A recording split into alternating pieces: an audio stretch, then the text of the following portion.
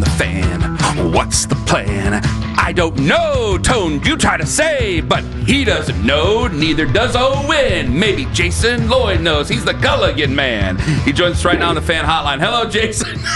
Knock it off. I did not get up this early for that crap. Well, you got up early for certain reasons, and that's maybe by the end of this to defend your guy. I don't know. Oh, maybe God, Kevin needs defended by Jason. I don't know. Hey, man. Okay, let's get to it. How surprised were you that Joe Flacco got traded? Really? The only thing that surprised me was the fact that, probably last time I checked on Shedeur was a couple weeks ago, and the impression I was left with was he's not ready and he's not close. So that's what threw me on this. I told you guys over the summer when I thought Flacco was the odd man out. How they've handled this whole thing only confuses me.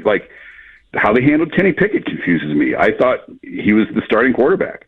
Told you guys I thought he was the starting quarterback. Then he pulls a hamstring, so you trade him instead of carry. DeAndre Carter was really that important to you that you didn't carry 4 quarterbacks. So that's the part. I'm not totally surprised that we got here with this room looking the way that it is. It happened a little bit earlier in terms of getting rid of all of the veterans. Happened a little bit earlier than I thought. And again, just the Shedeur component is what sort of surprised me a little bit. But I think more than anything, this is how they feel about Dillon Gabriel right now. I think they saw him on a challenging week, going overseas on a disrupted practice week, going against a pretty good defensive coordinator who was the runner-up for the job here. And I thought Dillon established himself well. And it appears to me that everyone in that building said, okay, let's go. Jason. Established himself well. He ran a game plan and an operation that was out of the 1950s. They didn't ask him to do anything.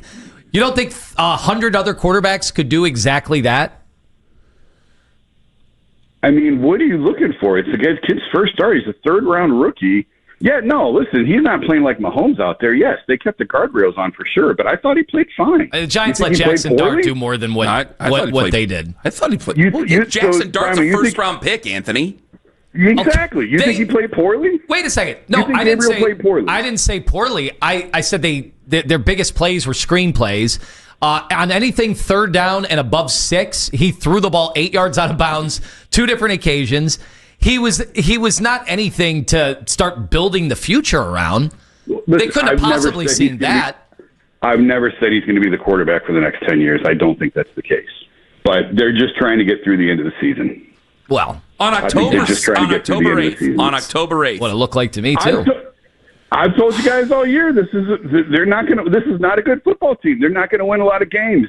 Winning games is not the priority this year. I told you guys that in June and July. It was obvious. Then why would they do it? Then why would they have a guy who? I want to run the Bailey Zappi theory by you, but let's just go by what they got listed right now. Why would they have the guy who's in October before week 6? Who is their primary backup now? Why was he throwing to ball boys less than 2 months ago? Why did he have to go over to Baldwin Wallace and throw to wide receivers over there to get extra work in? What does that make? It makes sense of that, please. You can't do it. Nobody can do it. They couldn't. I'm not trying to make sense. I don't know why they took him. We said that at the time. If you're going to carry 4 quarterbacks, then carry 4 quarterbacks. And they didn't. They went all through training camp. They told everyone they're going to carry 4, going to carry 4, going to carry 4, and then they traded Pickett. And that's the one they probably should have kept over Joe. Yeah. I was wrong. I'm willing to admit I was wrong. Now, I thought they should have kept Joe because of the veterans, and I do think the veterans, to start the season like Joe, I want to know what they're thinking this morning as they get ready to drive in. Well, probably a lot of them are already there. But Jason, I'm sorry, I'm just running a lot of things by you because I'm trying to make sense of this. And I'm like, well, I look around the league, and I know Geno Smith's starting to come down here, but Daniel Jones is looking good, and Sam Darnold and Baker just had a shootout, and that was a lot of fun. And I go, well, I'd much rather kick the tires on Kenny Pickett than see what this is where I'll meet Anthony halfway. I really think they ran a ultra conservative offense because they did not want Dillon Gabriel to start so soon. And I thought, then why did you just let Kenny Pickett go then? What was the point of that? You're not going to get any pushback from me on any of that. And I thought Dillon, for what they asked him to do, no, it wasn't a ton. I thought he was fine, and I think they're going to continue to. I think they're going to continue. Now, listen, now you're going into Pittsburgh on the road. Like, that's one of the worst things to do to a rookie mid-round quarterback is to throw him out there in a situation like that. But whatever, this is their situation they're in. He has to go play, and he's expected to play well. But again, like, we're so early, and I know it feels late. There is so much football left to go. I absolutely everybody. This is what's funny about all this to me is everybody knew. I think you guys said it. I know we were saying it. This could be an 0-6 start. Look at this schedule. Look how front-loaded the schedule is. This is a brutal start for the Browns. Well, guess what? They're 1-4 with one more to go. So we knew it was bad. It's just when you're sitting in the fire, it hurts a little bit more than you were expecting. But once you get through this gauntlet of these first 6, there are wins out there on the schedule. This team is not going to be 1-16 or 2-15 or 3-14. I absolutely believe. Now, I don't know, not saying they're going to win 8, 9, 10. You stopped after 3. You stopped after 3. How much further were you about to go? Get the yodeler out. I don't know. I consciously stopped after 3. I don't know. I don't know how many games they're going to win, but there are wins out there that they're going to get. They just have to get through these first 6, and I think that they'll continue to build on Dillon's expectations, or they'll continue to heap more responsibilities on his plate the more that he is out there and the more that he plays. I think because of what I said, they're going overseas. It was a disrupted practice week. It was not a typical practice week. He was going against a pretty good defense and a very good defensive coordinator, and now he's got to do that again. Now they got to come back again and do this on the road at Pittsburgh, and then you can sort of take a breath a little bit. I certainly would not pick them to win this game on Sunday, and then get through that. Everyone's going to scream and rant and holler on Monday and fire the coach, and this guy's an idiot, and this is terrible, and this is awful. And if they're 1-5, it's like, well, guess what? A lot of people thought they were going to be 0-6 after 6. So it really shouldn't be that surprising. All right, Jason Lloyd with us from The Athletic. Do you think Flacco was so bad that it accelerated all of this, him getting benched and then him getting traded? Or do you think it was more about, hey, they really like Dillon Gabriel? No, I think Joe was worse than they expected. And it was funny. I went on. I remember coming on with you guys, and I said, I think Pickett's going to start. I think Joe's the better quarterback. But that was based on training camp, where you can just stand there. There is no pass rush, and it was really more based on Joe's arm strength than it was his ability to move and play football the way football is played on Sundays. And once we got to Sundays and played football the way football is to be played, his mobility was so much worse than I remember it being from a couple of years ago. He just could not move. And not only could he not move, it just felt like he was making decisions that he was making mistakes, making poor decisions at the line with some calls that he never really made earlier in his career.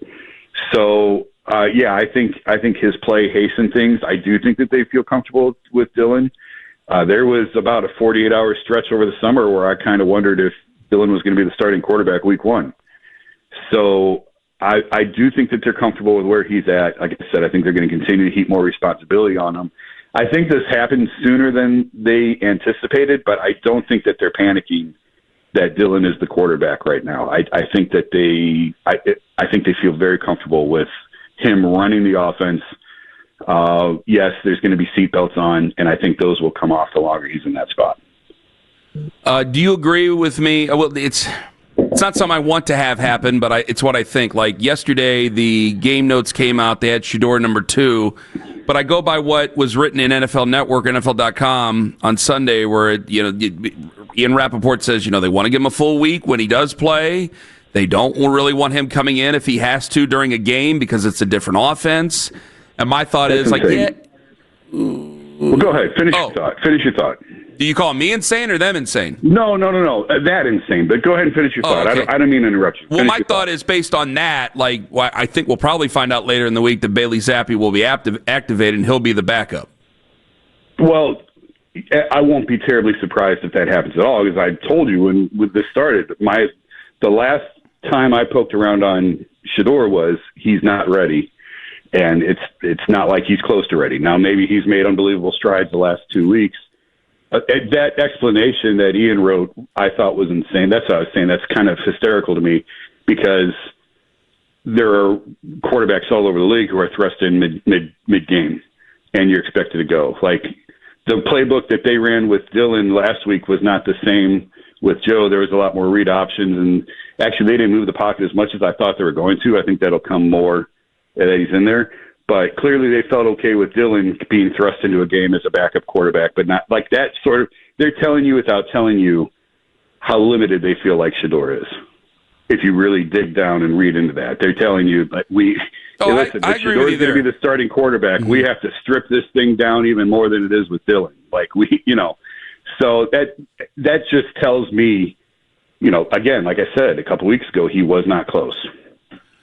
Jason Lloyd joining us on the show. So will we see Deshaun Watson this year? God, I hope not. That's not an answer. I know. Well, I heard Albert's explanation yesterday. Albert, what was Albert on with the afternoon drive? Yep. Okay, so I heard that clip, and I have more respect for Albert than probably almost any other national reporter. I think he is really, really good, and he does it the right way. I really like him. This is one of the few times where I would disagree with him because he's right. They have more invested in Deshaun, obviously, $230 million versus Shedeur. But you have to look forward, not behind you. And how much longer are you going to wait on a guy who has not been good for a number of years? I mean, imagine if Deshaun runs back out on the field in Cleveland Brown Stadium or Huntington Bank Field, whatever they're calling it now. Like the last time he was there, he wasn't very good.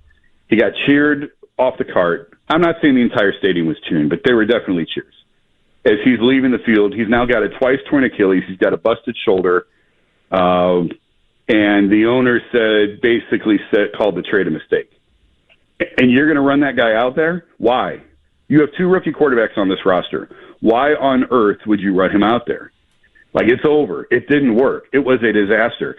And good organizations identify mistakes early and fix them or pivot off of them. But these guys just keep trying to wring blood out of a stone. And if they run him back out there, they get what they deserve. Because it didn't work. They tried. I totally understand why they did what they did. And I know there's a bunch of Baker fans out there that are taking a victory lap, and congratulations to Baker for I'm serious on this, for turning his life around and turning his career around. I'm very happy for him. It was not going to happen here. And I totally understand why they made the move, why they gave up the draft picks, all that. I get it. But it didn't work. It was a massive catastrophe. And they refuse to acknowledge that and move on from it. And if they put him back out on that field, they get whatever they deserve. Do you think, Jason, that the organization is in lockstep on their quarterback situation right now, and throw Deshaun Watson in there as well?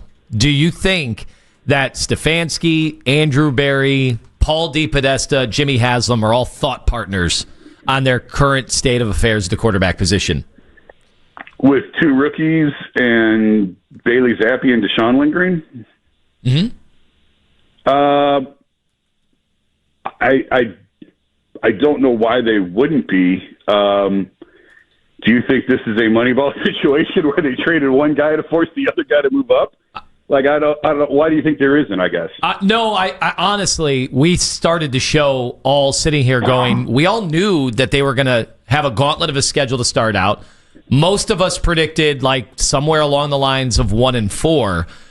What was the point then of bringing in Joe Flacco only to lose him, this fast? All the stuff we're talking about. Like, yeah. I was like you've been reporting from day one, or at least giving the opinion on from day one, that you thought it was Kenny Pickett. Like, did everybody support trading Kenny Pickett? If that was the first guy they went and identified and got as a flyer, a lotto ticket, or maybe even more responsible than that, yet they end up trading him. Do you think everybody was on the same page on that? That part of it, I don't think. Yeah, I can't tell you. I don't want to guess and speculate on that because I don't know. I thought Kenny Pickett was going to be the starting quarterback, and no, it didn't make any sense to me why they signed Joe Flacco. I told you guys that at the time. Like, I don't understand why are you signing a 40-year-old quarterback. What are you possibly trying to gain from that? In a season of transition, in the season of trying to figure out what you got and what you still need, how is playing a 40-year-old quarterback advancing the ball at all on that? And frankly, I never got a great explanation from anybody. Yeah. on why Joe was here.